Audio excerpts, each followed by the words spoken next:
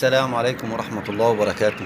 مشاهدينا الكرام في قناتكم المفضلة، قناة يوميات مربي مع ضياء الكلاوي.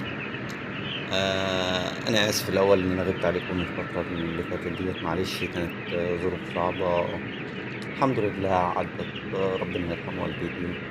أنا من ظروف مرضها لظروف وفاتها، والنفسية ما كانتش تمام.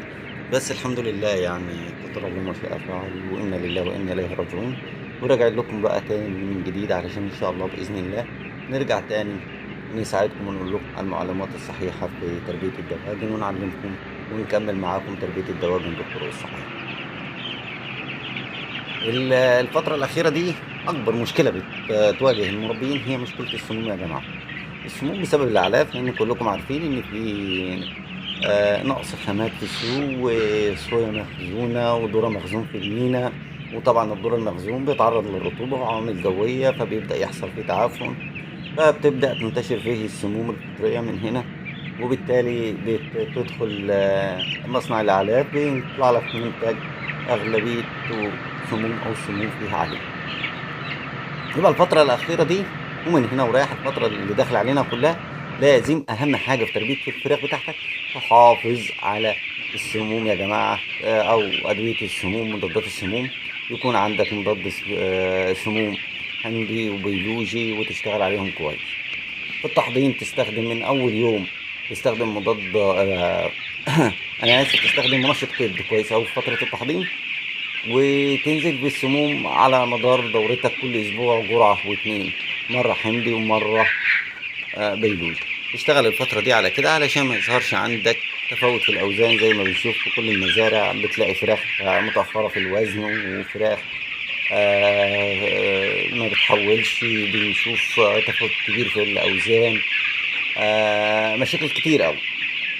المشاكل دي كلها بسبب السموم. كمان يا جماعة السموم بتأثر معاك في حاجات كتير قوي، يعني من ضمنها كمان بتأثر جدا جدا على حيوية الطيور، بتأثر معاك في التحويل، علشان انتوا عارفين ان السموم بتأثر على الكبد. فلما بتأثر على الكبد بص بتقلل هندسة انتاج الفراخة ديت.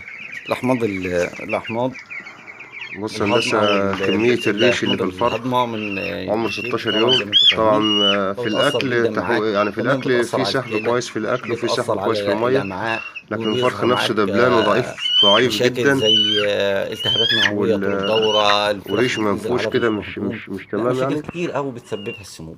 يبقى انت لازم الفترة دي كلها الفراخ تشتغل ديت كويس متحضنة قوي على على تيبازين السموم الفطرية. وكوليستين. اهم حاجة عشان واخدين جرعة دنيتك مضاد تمشي سموم معاك من يومين. مظبوطة، وحاليا وتحافظ على دلوقتي منزل مناعتك، لهم تحافظ على امبرول مع التجانس موكسي مع عندك، فيتامين كاف. تشتغل كويس قوي على السموم. لان السموم هتسبب لك اي مرض ممكن يدخل لك عن طريق اصابة فراخك بالسموم الفطرية. اي بي ماشي، لان الكلى هتبقى متضررة. امراض تنفسية، امراض معوية، هتبص يعني الدنيا هتبقى مقلوبة معاك بسبب السموم. اسهالات، لا حاجات كتير قوي تسببها السموم. ممكن توصل معاك القطيع لتقزمات كمان في القطيع. لا، لازم تعالج سموم وتهتم بيها، لان السموم خطيرة جدا.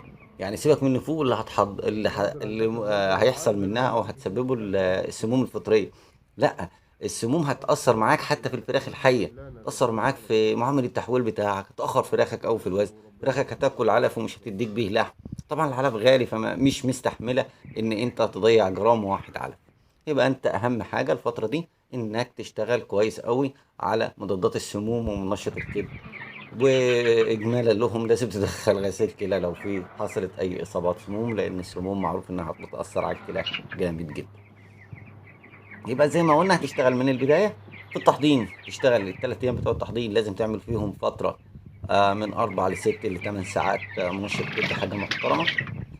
بقية الدورة في الأسبوع لازم تستخدم نوعين، نوع مضاد سموم حمضي، مضاد سموم بيولوجي، وتعمل بينهم تبادل كل 3 أيام، تنزل نوع منهم علشان تبقى أنت محافظ على السموم. لأن السموم كمان إصاباتها البالغة بتحصل بسبب التراكم. فأنت لو سبت السموم فترة وما عالجتهاش مشاكلها تراكمية، فبتحصل معاك بقى السموم بتعلى، بتحصل جميع الأضرار أو المشاكل اللي اتكلمنا فيها. تأخر في الوزن، تأخر في معمول التحويل، عدم تجانس في القطيع، كتاكيت تحس انها بتصغر، تشوف مشاكل كتير قوي بسبب السموم، اسهالات، التهابات معوية، حاجات كتير قوي بتسببها يعني دمار. فانت لازم الفترة ديت كلها نشتغل على علاج السموم، وتجيب حاجات كويسة، ما تبخلش على فراخك، تجيب حاجات كويسة واشتغل بيها. الناس بقى اللي بتقولك الخل بديل السموم، خلي التفاح بديل السموم ضد السموم، الكلام ده كله هجس، الكلام ده كله ملهوش علاقة بعلاج الفراخ على فكرة. اشتغل صح، احنا بنستخدم الخل بس الهدف تاني حاجة تانية. كل حاجة لازم يا جماعة نحطها في مكانها الطبيعي الصحيح عشان اخد منها نتائج، مش عشان استخدمها هي اصلا بتستخدم لحاجة وانا استخدمها عشان حاجة تانية خالص، يبقى انا لا خدت الحاجة الاولانية ولا خدت الحاجة التانية. تمام. يا رب تكون المعلومات دي بس وصلت حضراتكم، تكون فادتكم.